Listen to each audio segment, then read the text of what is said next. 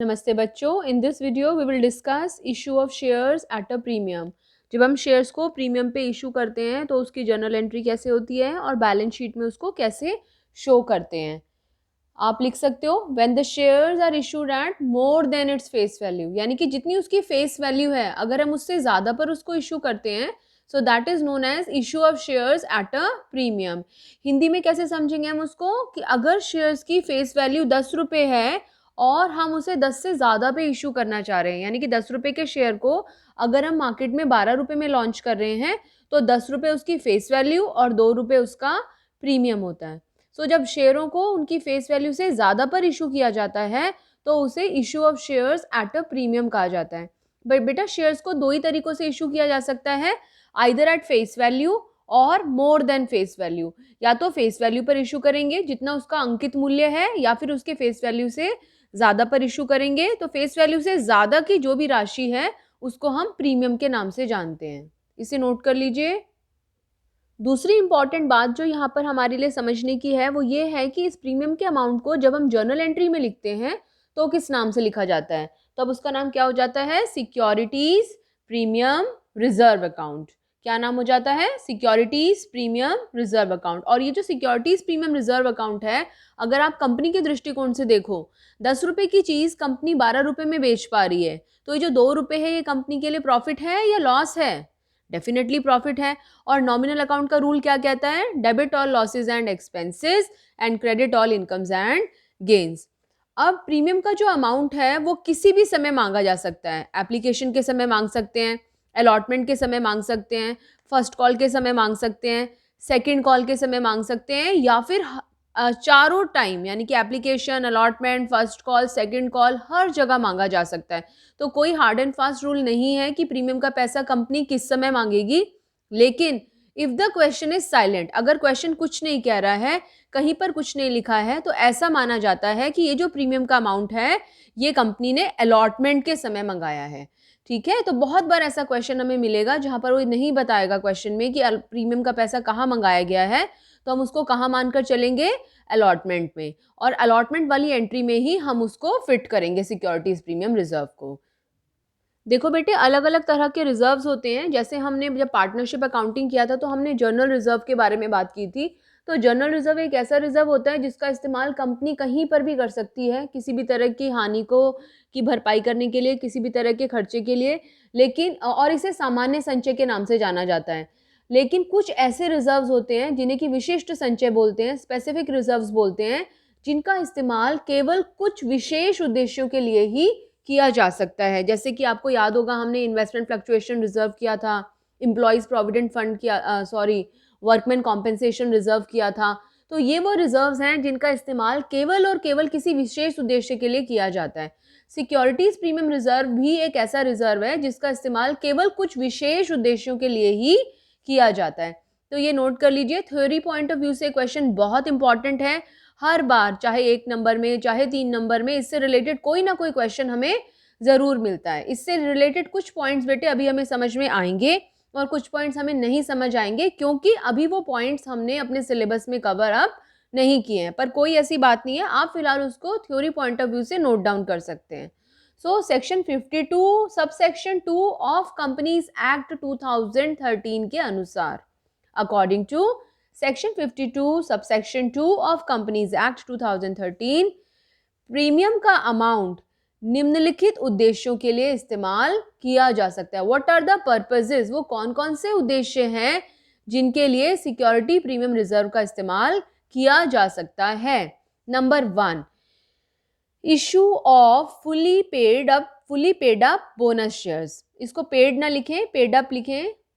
So issue of fully paid up bonus shares के लिए अगर कंपनी अपने पहले से मौजूद शेयर होल्डर्स को, अंशधारकों को और शेयर्स इशू करना चाहती है बिना कुछ पैसे लिए, बिना किसी कीमत के, तो वो इस रिजर्व का इस्तेमाल उन शेयर्स को इशू करने में कर सकती है। वो कैसे कन्वर्ट करती है, जब हम अकाउंटिंग ट्रीटमेंट करेंगे इसका, तब हम उसको डिस्कस करेंगे। Second point, writing of the preliminary expenses, प्रारंभिक व्यय को अपलिखित करने के लिए। देखो बच्चों, प्रिलिमिनरी एक्सपेंसेस कौन से होते हैं? वे खर्चे जो कंपनी के निर्माण से पहले इनकॉर्पोरेशन सर्टिफिकेट, समामेलन पत्र प्राप्त करने से पहले जो खर्चे किए जाते हैं उन सभी खर्चों को कंपनी के प्रिलिमिनरी एक्सपेंसेस के नाम से जाना जाता है। ये पूंजीगत व्यय होते हैं, कैपिटल एक्सपेंडिचर्स होते हैं और इन्हें धीरे धीरे घटाया जाता है, धीरे धीरे अप्लिकेट किया जाता है। तो इन्हें घटाने के लिए हम प्रॉफिट एंड लॉस अकाउंट का इस्तेमाल ना करके सिक्योरिटीज प्रीमियम रिजर्व का इस्तेमाल भी कर सकते हैं। Number 3, premium on redemption of debentures. इससे रिलेटेड हम डिस्कशन जब हम रिडेम्पशन ऑफ डिबेंचर्स वाला चैप्टर डिस्कस करेंगे तब बात करेंगे, अभी आप केवल इसको ऐसे ही नोट कर लीजिए। So premium on redemption of debentures या फिर premium on redemption of preference shares, इन पे रिडेम्पशन के समय, इनके भुगतान के समय जो इनके ऊपर प्रीमियम पे किया जाता है उस प्रीमियम का अमाउंट भी हम इस प्रीमियम में से ले सकते हैं। वो कैसे कैलकुलेट होता है जब ये वाला टॉपिक करेंगे तब हम उसको डिस्कस करेंगे।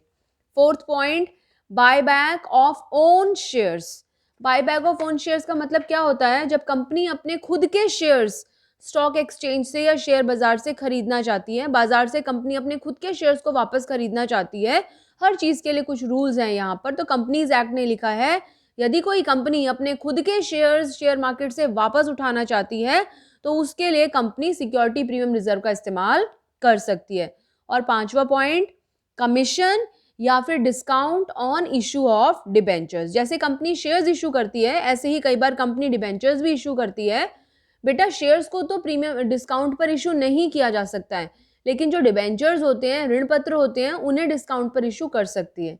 तो डिबेंचर्स को इशू करते समय जो कंपनी डिस्काउंट देती है वो डिस्काउंट भी कंपनी के लिए बिल्कुल प्रीमियम और रिडेम्पशन की तरह एक कैपिटल एक्सपेंडिचर होता है, पूंजीगत व्यय होता है। और इस तरह के व्यय को एकदम से ना घटाकर छोटे छोटे टुकड़ों में घटाया जाता है। तो वहां पर भी discount on issue of debentures को राइट ऑफ करने के लिए भी कंपनी सिक्योरिटीज प्रीमियम रिजर्व का इस्तेमाल कर सकती है।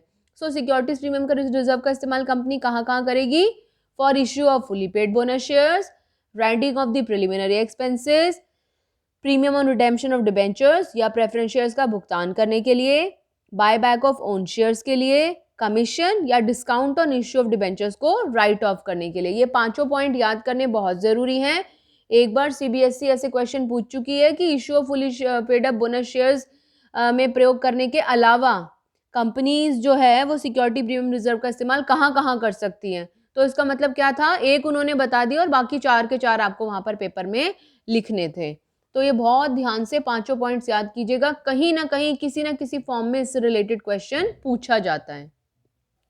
सिक्योरिटीज प्रीमियम रिजर्व से रिलेटेड जर्नल एंट्रीज डिस्कस करते हैं। उसके लिए पहले वीडियो को पॉज करके ये क्वेश्चन नोट डाउन कर लीजिए।